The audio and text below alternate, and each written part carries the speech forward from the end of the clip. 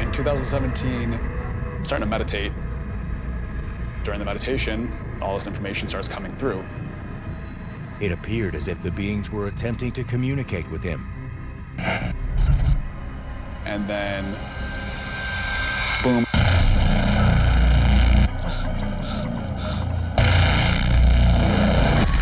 I'm perceiving these things psychically, but I still knew that I was in my physical body too.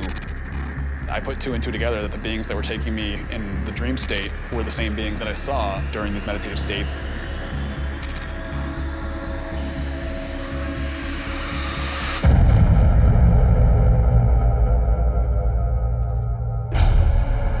Asleep or awake, day or night, Jerome could no longer escape these beings. They were inside his head.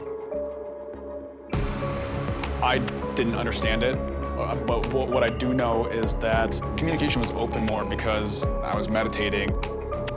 Could meditation be a gateway to interdimensional awareness? As we start learning about this fourth dimension, we just, of course, can't see it. But we can interact with beings through meditation to show us how to raise our vibration so that we can ultimately join with that fourth dimension. Do you know who these beings are? They told me that they were the Arcturians. They were these like taller, I'd say 7, 8 foot tall, blue glowing beings. The Arcturians were quite about our height. Some of them were quite larger. But I assure you, they're very scary, they're obtrusive, and in my opinion, in some cases, dangerous.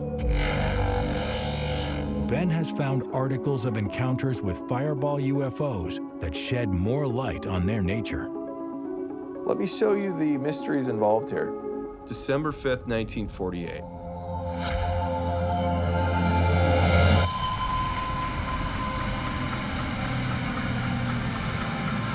On a routine flight from Fairchild Air Force Base in Spokane, the pilot had a close call that almost cost him his life.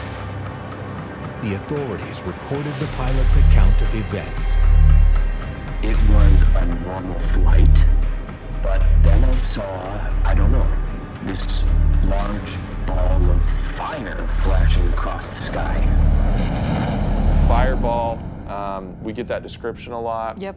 940 tower cross to your right. At first, I thought it was a meteor, and I radioed it in. But then it did the damnedest thing. It started moving upward. I'm telling you, my blood ran cold. I didn't know what I was looking at. Then, my head started ringing. It hurt like hell. I thought I was gonna die. I'd never seen anything move like the fireball in front of me. Then, all of a sudden, it just disappeared. Calvin, I know that you didn't want to talk about this for decades. It's probably still hard for you, but can you take me back to that night and just kind of walk me through step by step what happened? Absolutely. We got off around 5 o'clock that evening. We parked and walked down to the pier. And that's when I noticed, coming from behind me, there was some hazy blue lights, like the patrol cars use. And I was thinking, oh boy, we fixing to go to jail. We turned around about the same time and looked. There was 3 bulky-looking creatures coming toward us. They was gray in color. They had skin that kind of looked like an elephant.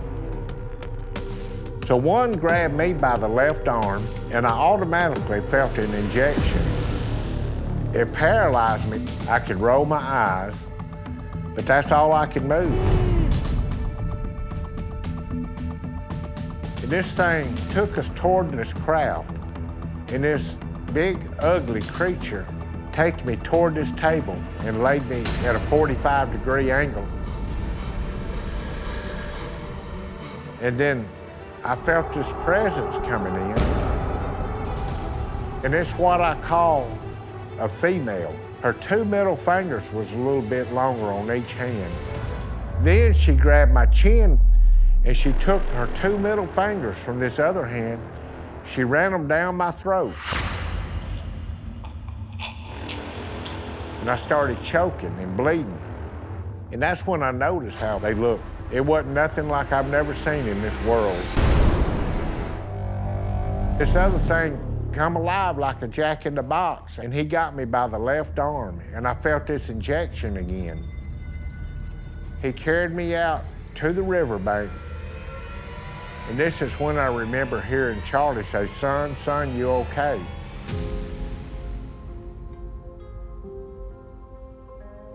Sometimes I feel like I've had people tell me that they was angels that was cast out of heaven, and I don't believe that. If I was gonna make an educated guess about it, that they had to be from another galaxy or planet or something like that and traveling by. So not from this world? No, they're not from this world. I guarantee that.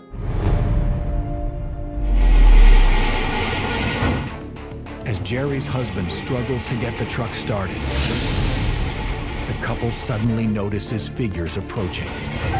2 small people started climbing down.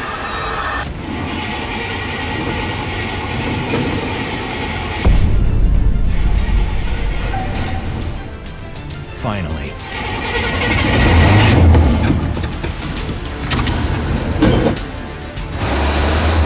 That's when we took off.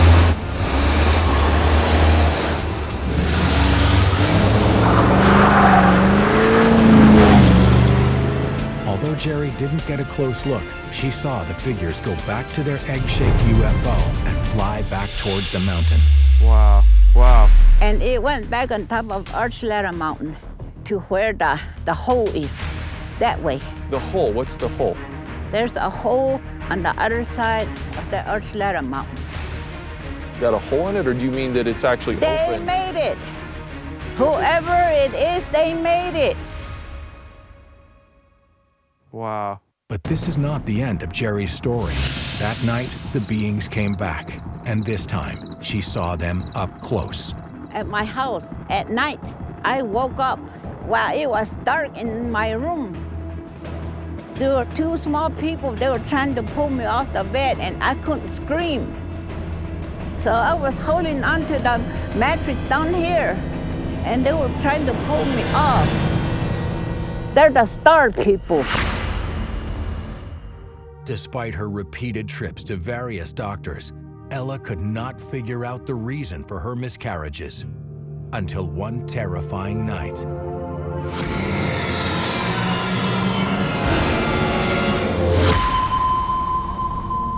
I was in a lot of pain, and I fell asleep. That's when I woke up to a gray being at the end of my bed. And I felt really kind of like crampy and like I had a stomach ache. And he took my hand. What happens next? Well, I mean, it's not like, oh, it was like an ordered thing. I have pieces of it. What do you remember? I remember being in the ship and looking down at the earth. It was very clinical, like a lab, except there were bassinets. It was a nursery. But whatever was inside those bassinets wasn't entirely human. With creeping terror, Ella realized she was surrounded by alien-human hybrid infants and that they had come from her own womb. I started realizing that I was being used as an incubator. Wow, that's a lot to take in. I mean, so basically you're saying that they had tagged you from a very young age that they were going to use you as an incubator. and then you help them create these hybrids. Well, I don't know if I helped them consciously, okay, and I certainly don't remember agreeing to it. Want to make that clear. But yes, they did use me to incubate. So why do you think they brought you back to the ship? Because they're part human as well as part alien, they need the human touch in order to thrive and to grow. And that was the purpose of those abductions, was to be taken into the nursery and hold them and nurture them. Ella realized she'd been on this ship before, caring for babies that had been stolen from her own body.